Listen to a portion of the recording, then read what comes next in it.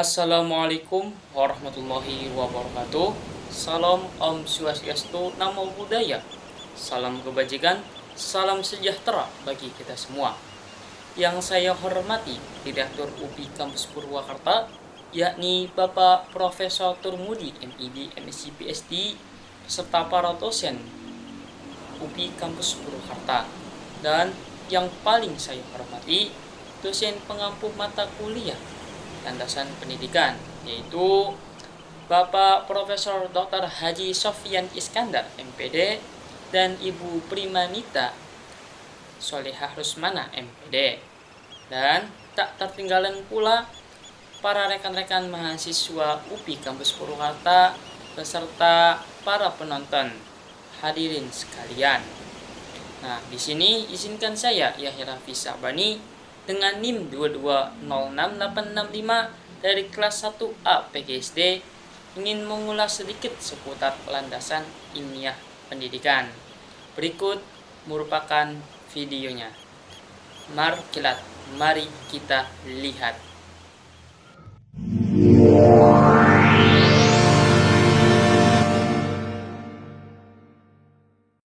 Halo teman-teman. Di sini aku akan menjelaskan seputar landasan ilmiah pendidikan. Nah, seperti yang dipaparkan pada pertama, itu yang namanya landasan itu suatu pijakan, suatu alasan, suatu asumsi. Dari hal tersebut kita bisa menarik benang merah, yakni sekumpulan asumsi yang menjadi titik tolak. Itulah yang namanya landasan. Lalu, apa itu landasan ilmiah pendidikan? Landasan ilmiah pendidikan adalah sebuah asumsi-asumsi yang berupa dari disiplin-disiplin ilmu yang menjadi titik tolak dalam melakukan kegiatan pendidikan. Disiplin ilmu yang di sini itu merupakan disiplin ilmu yang biasa kita pelajari. Yakni ada 5 yang menjadi titik tolak. Yang pertama, dari psikologi, sosiologi, antropologi, ekonomi, dan biologi. Nah, yang pertama, psikologi. Psikologi merupakan ilmu yang membahas tentang cara memahami karakteristik seseorang, memahami karakteristik, sikap, kebiasaan dari orang lain. Maka dengan adanya psikologi diharapkan suatu pendidikan itu bisa terjadi dengan lancar, dengan baik. Implikasinya, psikologi itu mempunyai buah terhadap pendidikan, yakni dengan adanya psikologi, maka adanya suatu kurikulum, metode pembelajaran, cara pembelajaran, cara memahami karakteristik anak, cara memahami suatu kondisi di kelas, manajemen kelas. Jadi intinya psikologi merupakan ilmu yang membahas tentang karakteristik seseorang. Yang dihasilkan dari psikologi yakni dengan adanya cara pembelajaran, metode pembelajaran, media pembelajaran, pendekatan siswa, dan lain sebagainya. Berikutnya ada sosiologi. Sosiologi merupakan suatu disiplin ilmu yang membahas tentang hubungan sosial. Seperti yang kita ketahui rekan-rekan, manusia merupakan makhluk sosial, makhluk yang perlu dengan adanya orang lain, membutuhkan orang lain. Maka suatu kegiatan sosial harus kita laksanakan.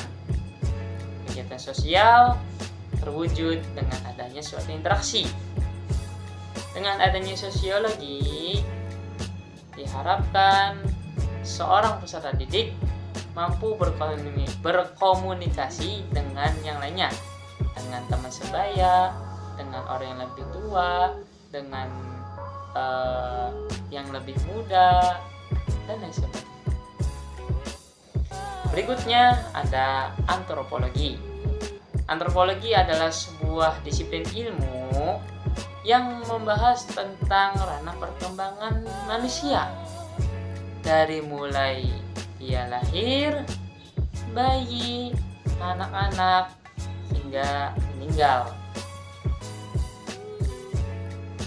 Seorang manusia selama hidup di dunia itu dituntut untuk melakukan suatu kegiatan pendidikan.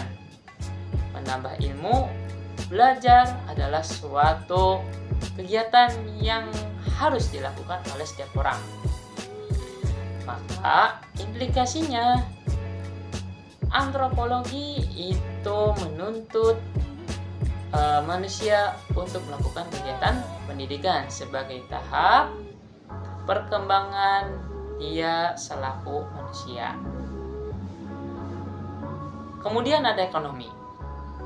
Ekonomi ialah suatu disiplin ilmu yang kaitannya dengan produksi, distribusi, dan konsumsi.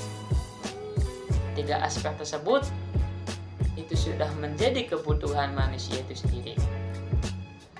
Buah yang dihasilkan dari ekonomi terhadap pendidikan, diharapkan peserta didik itu menjadi SDM yang bermutu. Sehingga apa? Sehingga negara kita, negara Indonesia khususnya, itu mampu bersaing dengan negara lain, terutama dalam ekonomi. Lebih sekarang telah masuk kepada era globalisasi, era pasar global, di mana semua orang berhak dalam menentukan nasib suatu bangsa, nasib suatu dunia, nasib suatu generasi. Pasar global ini sering pula disebut sebagai era kejayaan perusahaan, era kejayaan bisnis. Sebab itu, ekonomi menuntut pendidikan untuk menciptakan generasi-generasi yang bermutu sehingga bisa bersaing dengan negara luar, khususnya di era pasar global ini. Terakhir ada biologi. Biologi merupakan suatu cabang ilmu yang membahas tentang perkembangan seseorang dilihat dari segi biologi, dari faktor-faktor biologi. Nah, salah satu contohnya ialah otak manusia. Otak manusia harus mempunyai suatu perkembangan supaya dia bisa memanfaatkan otak dengan semaksimal mungkin. Nah, di sini asumsi dari biologi muncul dalam dunia pendidikan. Dengan adanya pendidikan, seseorang akan dilatih sehingga perkembangan secara biologinya itu mendapatkan hasil yang sesuai, bukan hanya fisik yang berkembang, tetapi otak juga berkembang. Nah, mungkin segitu yang dapat saya sampaikan.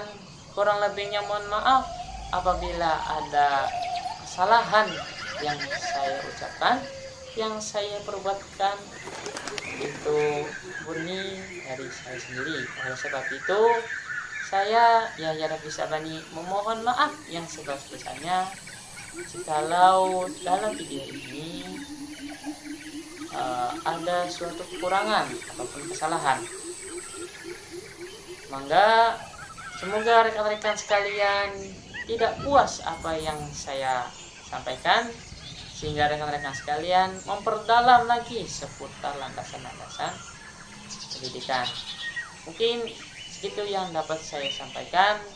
Saya tidak memaparkan lebih lanjut seputar 5 disiplin ilmu tersebut, karena nanti ada bagiannya tersendiri. Oke, insya Allah di segmen yang akan datang saya akan membahasnya.